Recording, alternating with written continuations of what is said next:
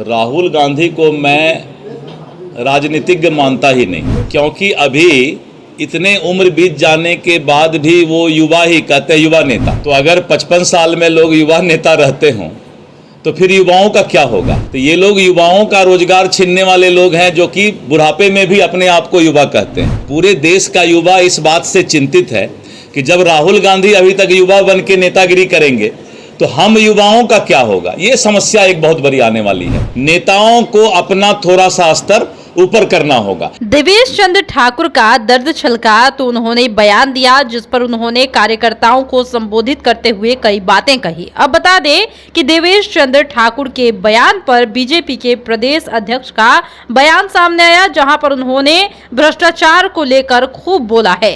उन्होंने क्या कुछ कहा है, सुनिए।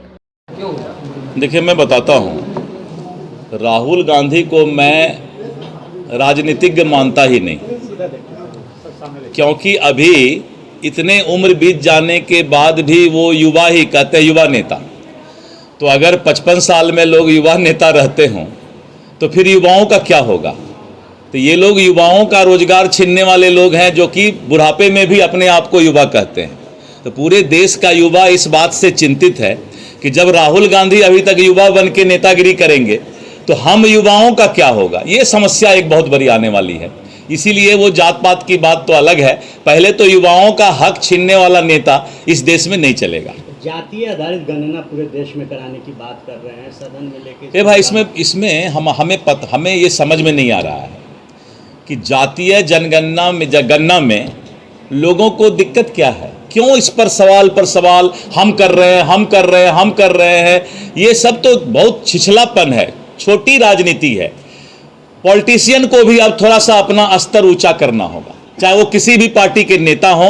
नेताओं को अपना थोड़ा सा स्तर ऊपर करना होगा। रोज जो है एक ही चीज पर, कभी ये दल चाहता है क्रेडिट लेना, कभी वो दल चाहता है क्रेडिट लेना। कुछ नया चीज सोचिए ना। अभी तक वहीं पर क्यों है, जब सारा पार्टी ने क्लियर कर दिया कि हम लोग सब चाहते हैं जातीय गणना हो, और यही तो नारा है, स्लोगन है मोदी जी का, सबका साथ सबका विकास। यानी जितने जो लोग हैं उनको उतना हिस्सेदारी मिलके वो विकास हो। तो एक बार क्या सभी राजनीतिज्ञ, चाहे वो बीजेपी भी हो और चाहे वो विपक्ष के जो लोग हैं, सबको मैं एक ही सलाह देता हूं कि एक ही नारा, एक ही मुद्दा कितना दिन जनता के बाद उठाइएगा। बासी हो गया ये मुद्दा, अब उसको हकीकत में बदलिए।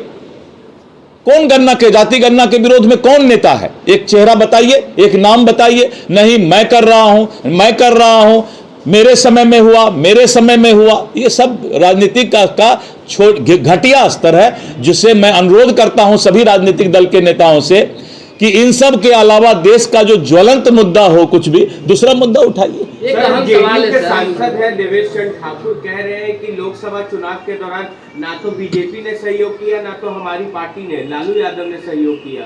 देखिए, ये उनका व्यक्तिगत जो भी बोले अभी हमने सुना नहीं है, जब हम सुनेंगे तो उस पर बताएंगे आपको। नितिन गडकरी ने पत्र लिखा है निर्मला सीतारमण को कि टैक्स घटाया जाए, जो है बीमा कंपनी, जो जीवन बीमा जो होते हैं उसमें। देखिए, हर वक्त अच्छा सुझाव सबको देना चाहिए। मैं राजस्व मंत्री का जब कुर्सी संभाला तो मैंने कहा कि मंत्री का कुर्सी भ्रष्टाचारी नहीं होगा, और मैंने कहा कि अंचल कार्यालय के नीचे जो राजस्व कर्मचारी के साथ कुछ दलाल, माफिया, एजेंट गरीबों को ठगने का काम करते हैं, तो लोगों ने कह दिया कि अपने पार्टी के भ्रष्टाचार बोल रहे हैं कि अपने विभाग में भ्रष्टाचार है। विभाग की भ्रष्टाचार की बात नहीं है। बात यह है कि अगर कहीं भी गलत हो रहा है, कहीं भी अच्छा सुझाव है, तो सभी राजनीतिक दल को सुझाव देना चाहिए, क्योंकि सुझाव कोई निगेटिव नहीं होता है, सकारात्मक होता है। भाजपा के लिए प्रशांत किशोर चुनौती बन सकते हैं क्या? आपको अभी देखिए, मैं बताता हूं, संख्या के आधार पर जो है लोगों को, मैं बता रहा हूं, कौन किसका चुनौती बनेगा ये तो समय बताएगा। इस पर आप और हम भविष्यवाणी अभी कैसे कर सकते हैं।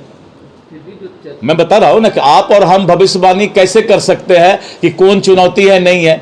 अभी प्रशांत किशोर को कौन सा गरीब जानता है यहाँ का, तो पहले गरीब की बात तो हो जाए, उसके बाद।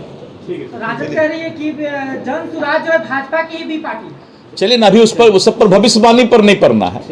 अभी पत्रकार बंधु लोग को भी यही सोचना है कि ज्यादा भविष्यवाणी हम लोग नहीं करेंगे। ठीक है, एकदम। हाँ। सब एकदम मिला जुला करके कोई भविष्यवाणी नहीं।